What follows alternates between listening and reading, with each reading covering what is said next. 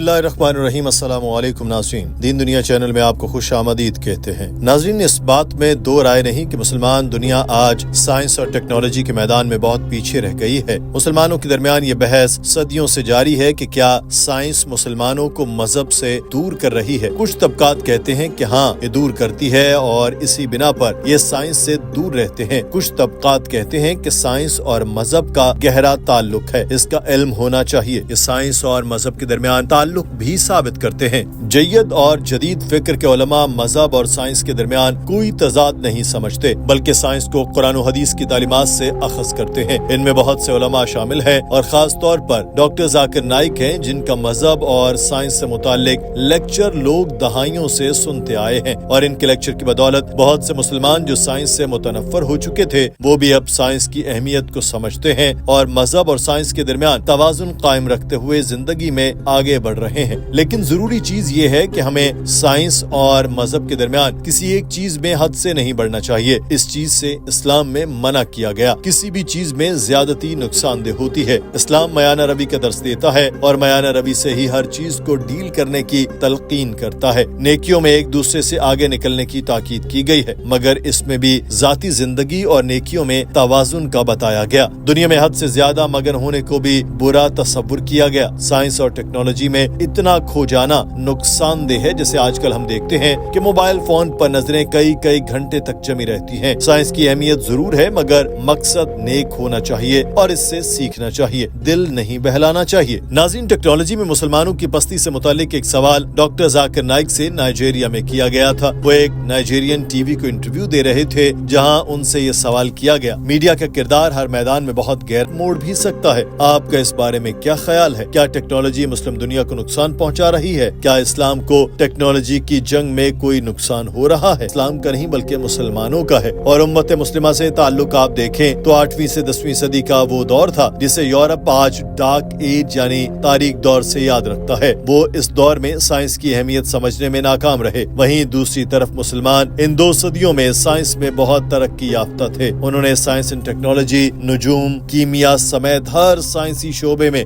बेपनाह तरक्की की। यह हर लिहाज से टॉप पर थे। केमिस्ट्री का बाप एक मुसलमान को कहा जाता है। ये जाबिर बिन हय्यान थे। इब्न सीना का नाम कौन नहीं जानता। मुसलमान दुनिया में टॉप पर थे। इन 2 सदियों में अगर किसी ने साइंस और टेक्नोलॉजी से मुतालिक सीखना होता तो इसको अरबी सीखना लाजिम थी, क्योंकि इस वक्त अरबी इंटरनेशनल जबान थी। उस वक्त मुसलमान कुरान और सुन्नत के करीब थे, इसलिए हम दुनिया में सरे फहरिस्त थे। आज हम कुरान और सुन्नत से दूर हो गए, इसलिए दुनिया में सबसे नीचे हैं। मैं मुंबई से आया हूँ। ये वो शहर है जो बॉलीवुड का घर है और ये एक साल में दुनिया में सबसे ज्यादा फिल्में प्रोड्यूस करता है। बॉलीवुड का 1/3 हिस्सा मुसलमानों के जेरे कंट्रोल है। प्रोड्यूसर मुसलमान है और बेहतरीन अदाकार मुसलमान है। शाहरुख खान, सलमान खान और आमिर खान मुसलमान हैं। वो भले ही अमलन मुसलमान न हो, मगर वो बॉलीवुड को कंट्रोल करते हैं। अरब दुनिया को देखें तो इनके चैनल्स दुनिया में टॉप पर हैं। जो फिल्में अभी अमेरिका में रिलीज नहीं होती वो अरब ममालिक में चैनल्स पर दिखाई जाती हैं। ये अरब चैनल्स दुनिया में टॉप पर रहने के लिए पैसा खर्च करते हैं, इसलिए इनकी ये पोजीशन है। मगर जब इस्लामी चैनल्स की बात आए तो हम इसमें मस्कीन हैं, हम इसमें बहुत गरीब हैं। बमुश्किल ही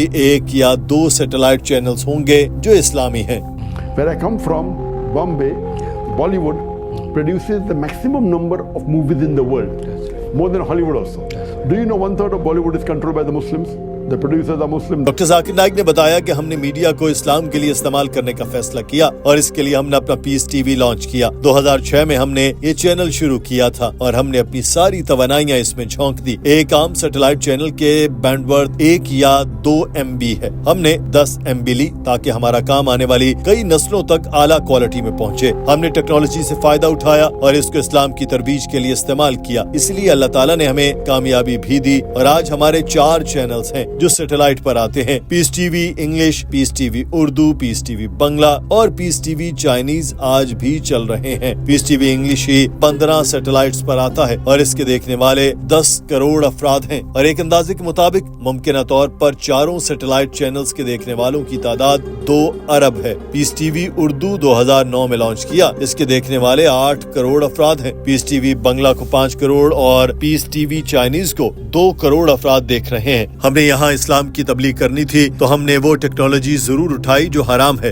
اور ہم دنیا میں پہلے چینل تھے جس نے انتہائی اعلیٰ معیار کی نشریات شروع کی۔ ہمارے پاس 2005 میں اس وقت کے بہترین کیمرے تھے، اور آج ہم 4K اور 8K کیمروں سے ریکارڈنگ کر رہے ہیں۔ یہ وہ کیمرے ہیں جن سے ہالی ووڈ فلمیں بناتا ہے، اور ہم اس کو اسلام پھیلانے کے لیے استعمال کر رہے ہیں۔ جو ٹیکنالوجی ہم اسلام کی ترویج کے لیے استعمال کر رہے ہیں، یہ ٹیکنالوجی دنیا میں کوئی ایک بھی انٹرٹینمنٹ چینل استعمال نہیں کر رہا، کیونکہ ہمارا ایک بڑا مقصد تھا۔ ہمارے پاس کئی اسکالرز آ کر لیکچر دیتے تھے۔ ہم نے سوچا کہ اگر کل کو یہ اسکالرز اور ہم خود بھی زندہ نہ ہوں تو کیا ہوگا اگر لوگ یہ لیکچرز ہی دیکھنا چھوڑ دیں کہ اس کی تو کوالٹی ہی اچھی نہیں۔ اسی مقصد کے لیے ہم نے بہترین کیمرے استعمال کو سمجھ لیا گیا ہے۔ مگر آپ افریقہ آئے ہیں جہاں پر ٹیکنالوجی کی اتنی سمجھ بوجھ نہیں ہے، میڈیا چینلز میں بھی ٹیکنالوجی کا اتنا استعمال نہیں کیا جاتا۔ یہاں کے مسلمانوں کے لیے آپ کا کیا پیغام ہے؟ ناظرین، اس سوال پر ڈاکٹر ذاکر نائک نے بتایا کہ اگر آپ یہ ٹھان لیتے ہیں کہ ہمیں ٹیکنالوجی میں آگے بڑھنا ہے تو آپ کچھ بھی کر گزریں، آپ کو پہلے خود کو ذہنی طور پر تیار کرنا ہوگا، پھر ہی آپ اس میدان میں آگے بڑھ سکیں گے۔ میں 2013 میں پہلی مرتبہ یہاں آیا تھا اور میں نے یہاں سے اپنے کیمرے خریدے تھے۔ میں نے یہاں وہ استعمال کیے تھے، وہ آج بھی میرے پاس ہیں، مگر میرے بہترین کیمرے بھارت میں ہیں۔ اب بھارتی حکومت میرے خلاف ہو چکی ہے تو انہوں نے میرے وہ کیمرے بھی ہڑپ کر لیے، اور جو کیمرے میں نے 2013 میں نائجیریا سے خریدے تھے وہ اس دور کے لحاظ سے جدید تھے، مگر وہ میرے 2006 میں خریدے گئے کیمروں کے مقابلے میں کچھ بھی نہیں تھے۔ آج بھی نائجیریا میں جو کیمرے دستیاب ہیں وہ بھی ٹیکنالوجی میں ان کیمروں سے بہت پیچھے ہیں جو میں نے 20 سال پہلے خریدے تھے۔ آپ بھی اگر چاہیں تو اپنے چینل کے لیے بہترین کیمرے خرید سکتے ہیں، مگر شرط یہ ہے کہ ان کا استعمال درست ہونا چاہیے۔